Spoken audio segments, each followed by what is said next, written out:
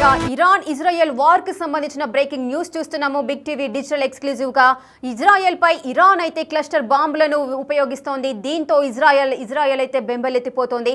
అసలు ఏంటి cluster bombs కు నిషేధం ఉందా లేదా, అసలు ఈ ప్రపంచ దేశాలన్నీ కూడా క్లస్టర్ బాంబులకు సంబంధించి ఎవరు కూడా ఉపయోగించొద్దంటూ కూడా ఒక అగ్రిమెంట్ కి అయితే వచ్చాయి. కానీ ఈ అగ్రిమెంట్ లో కొన్ని దేశాలు అయితే మినహాయించి మిగతావన్నీ కూడా సైన్ చేయడం జరిగింది. మరి దీనికి సంబంధించి ఇప్పుడు ఇరాన్ ఇజ్రాయెల్ పై ఈ క్లస్టర్ బాంబులతో ఎందుకు విరుచుకుపడుతోంది? సో దీనికి సంబంధించిన ఎక్స్క్లూజివ్ పాయింట్స్ అయితే ఇప్పుడు మనం బిగ్ టీవీ స్క్రీన్ పైన చూస్తున్నాము. రోజు రోజుకి అయితే ఇరాన్ ఇజ్రాయెల్ వార్ అయితే ముదురుతోంది. ఇజ్రాయెల్ పై క్లస్టర్ వార్ హెడ్ మిసైల్స్ ని ప్రయోగిస్తోంది ఇరాన్. క్లస్టర్ మిసైల్స్ చాలా డేంజరస్ అని చెప్తున్నారు.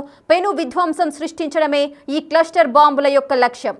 గాల్లోకి వెళ్ళిన తర్వాత ఈ క్లస్టర్ మిసైల్స్ అన్ని కూడా ఒకసారి ఓపెన్ అయిన తర్వాత క్లస్టర్ మిసైల్లో వేలాదిగా చిన్న బాంబులు ఉంటాయి. సో ఇవన్నీ కూడా టార్గెట్ పై ఒక్కసారిగా వేలాది బాంబ్లెట్స్ అయితే పడిపోతాయి.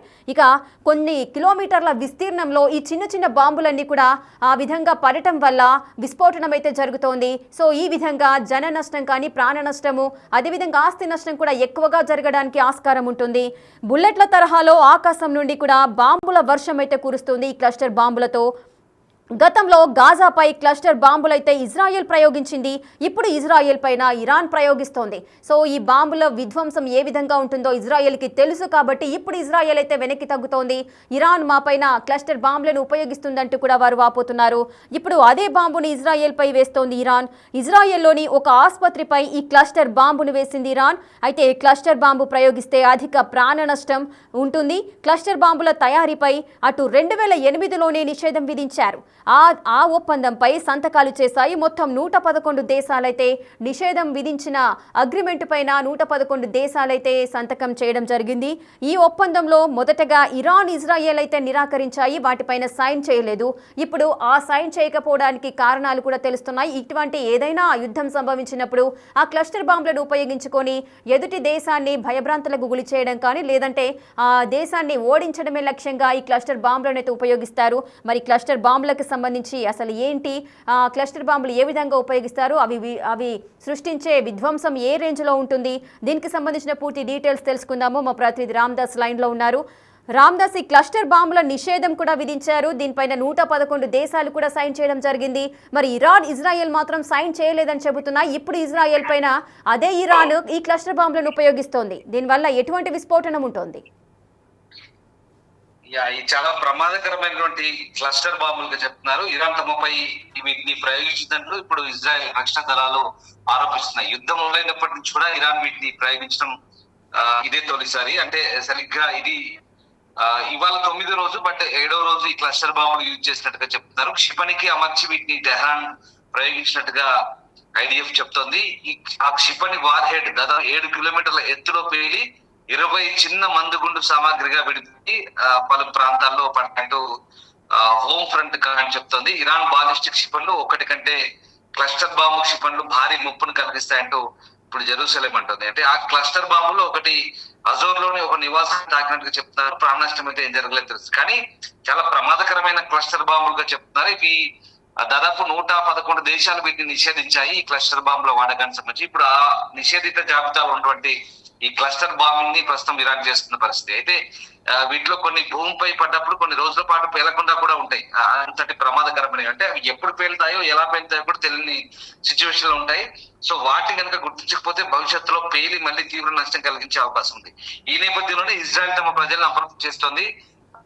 అలాగే అధికారులను కూడా అప్రమత్తం చేయాలని అటు ప్రజలను కూడా హెచ్చరిస్తుంది. క్లస్టర్ బాంబుల ఉత్పత్తి, నిల్వ, బదిలీ, వినియోగంపై అంతర్జాతీయంగా నేను మీకు ఇందాక చెప్పినట్టుగా 111 దేశాలు అయితే నిషేధం విధించాయి. కానీ ఆ ఒప్పందంపై సంతకం చేయడానికి 2008లో ఇజ్రాయెల్ గానీ ఇరాన్ గానీ నిరాకరించాయి. ఇటీవల గాజా పైన ఇజ్రాయెల్ క్లస్టర్ బాంబులతో పాటు తెల్ల భాస్వరాన్ని కూడా ప్రయోగించినట్టుగా ఆరోపణలున్నాయి.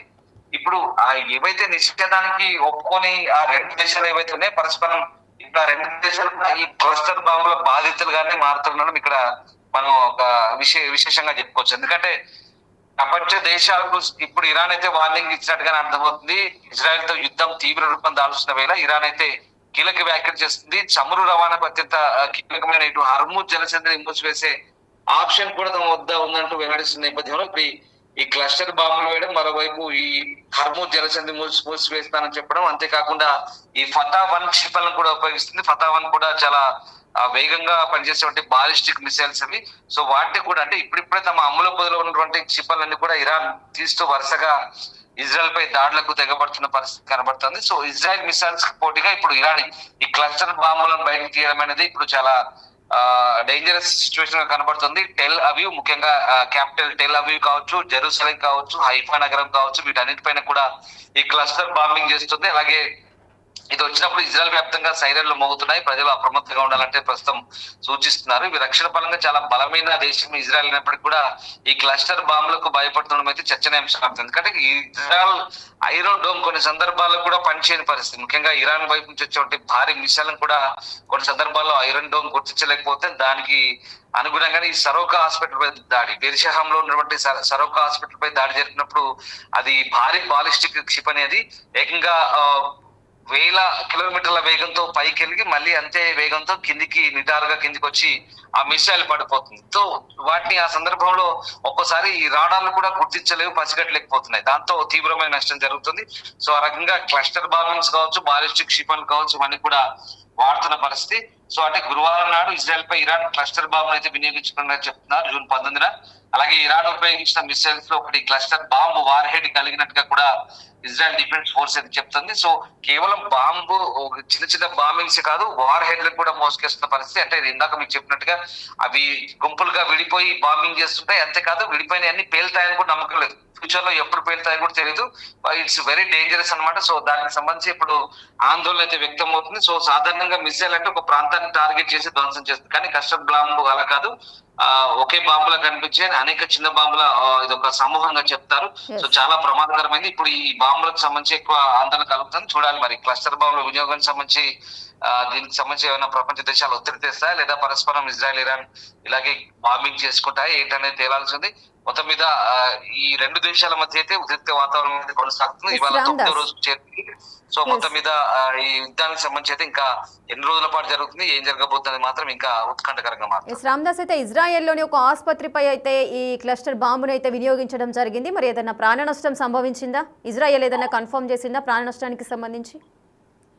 ఇప్పటికైతే సరోకా బీర్షాం ప్రాంతంలో సరోకా హాస్పిటల్ పై అయితే దాడి చేసిన సమయంలో భీకర దాడి అది వాస్తవానికి. అలాగే జెరూసలేం కావచ్చు, టెల్ అవీవ్ కావచ్చు, అలాగే హైఫా, ఈ నగరాలకు సంబంధించిన దాడులు కొనసాగుతున్నాయి. ప్రస్తుతానికైతే ఇది జెరూసలేంలోనే ఒక అపార్ట్మెంట్ పై పడ్డట్టుగా చెప్తారు ఈ క్లస్టర్ బాంబు. దాంతో అపార్ట్మెంట్ లో చాలా మంది డజన్ల కొద్ది గాయపడ్డారు. ఇంకా ఎలాంటి క్యాజువాలిటీస్ అయితే రిపోర్ట్ కాలేదు, అంటే మరణాలకు సంబంధించి చాలా వరకు గాయపడ్డారు. అంటే ఇక్కడ ఏం జరుగుతుందంటే ముందస్తు జాగ్రత్త చేయగా ఇజ్రాయెల్ అయితే చాలా అడ్వాన్స్ గా ఉంది ఈ విషయంలో ఒప్పుకోవాలి. ఎందుకంటే ముందే సైరన్లు మోగుతున్నాయి. ఎయిర్ డిఫెన్స్ సిస్టమ్స్ అక్కడ నుంచి ఆకాశం నుంచి బాంబింగ్ జరుగుతున్నప్పుడు వెంటనే అలర్ట్ చేస్తున్నారు. వెంటనే బంకర్ లోకి వెళ్ళి దాక్కోవడం, లేదంటే సేఫ్టీ ప్లేసెస్ లోకి వెళ్తున్నారు. దీంతో ఇజ్రాయెల్ లో చాలా ప్రాణ నష్టం అయితే తక్కువగానే ఉంది. ఇరాన్ తో పోల్చుకుంటే ఇజ్రాయెల్ తక్కువ ఉంది. ఇప్పటి వరకు మళ్ళీ 9వ రోజు చేరుకున్న ఈ నేపథ్యంలో ఇరాన్ లో దాదాపు ఇప్పటికే 700 మందికి పైగా మరణించారు. ఇజ్రాయెల్ లో కేవలం 24 మంది చనిపోయినట్టుగా మనకు రిపోర్ట్స్ వస్తున్నాయి. బట్ ఆస్తి నష్టం అయితే భారీగా జరుగుతుంది. సో సాంప్రదాయ మిసైల్స్ కి క్లస్టర్ బాంబులకి చాలా తేడా ఉంది అయితే చెప్తున్న పరిస్థితి కనబడుతుంది.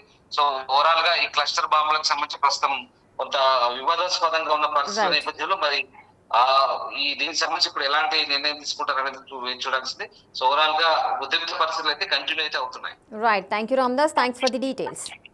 ఇక రోజు రోజుకి ఇరాన్ ఇజ్రాయెల్ వార్ అయితే ముదురుతోంది. ఇజ్రాయెల్ పై క్లస్టర్ వార్ హెడ్ మిసైల్స్ అయితే ఇరాన్ ప్రయోగిస్తోంది.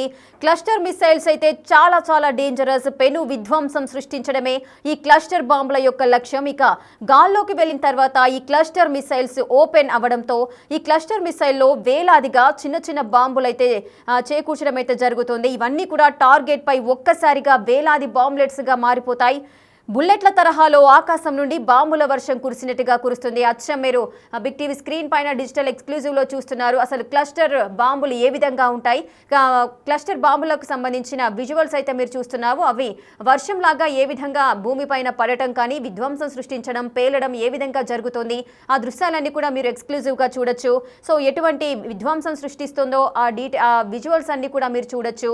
ఒక మిస్సైల్ లాగా అది క్రియేట్ చేయబడి ఉంటుంది. మిస్సైల్ లోపల చిన్న చిన్న బాంబులు బాంబులన్నీ కూడా చేకూర్చి వాటిని తయారు చేయడం జరుగుతుంది. ఇవన్నీ కూడా ఒక్కసారి భూమిపైన పడినప్పుడు అవి అన్నీ కూడా పేలుతాయి అనే నమ్మకం కూడా ఉండదు. కొన్ని బాంబులు మాత్రం పేలకుండా ఆ విధంగానే ఉంటాయి. బట్ అవి ఎప్పుడు పేలుతాయి, ఎప్పుడు ప్రాణ నష్టం కానీ ఆస్తి నష్టం కానీ సంభవిస్తుంది అనేది చెప్పలేము. సో ఇటువంటి బాంబులను ఇది ప్రపంచంగా నిషేధం విధించబడ్డ బాంబులు. వీటిని ఇప్పుడు ఇరాన్, ఇజ్రాయెల్ రెండు కూడా ఉపయోగిస్తున్నాయి. ఇప్పుడు ప్రెజెంట్ మాత్రము ఇజ్రాయెల్పై ఇరాన్ అయితే ప్రయోగించింది.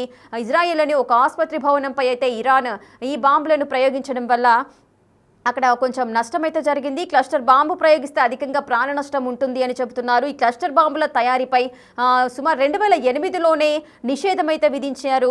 అప్పట్లో సంతకాలు చేశాయి మొత్తం 111 దేశాలు. కానీ ఈ సంతకాలు చేయడానికి నిరాకరించారు ఇరాన్, అదేవిధంగా ఇజ్రాయెల్, ఈ రెండు దేశాలు. ఇప్పుడు ఈ రెండు దేశాలే ఇటువంటి బాంబులను వినియోగిస్తున్నారు. సో ఈ బాంబులపైన నిషేధం ఉన్నప్పటికీ కూడా వీళ్ళు వినియోగించడాన్ని మరి ప్రపంచ దేశాలు ఏ విధంగా చూస్తాయి, సో దీనికి సంబంధించి ఎటువంటి నిర్ణయం తీసుకుంటారు అనేది వేచి చూడాలి.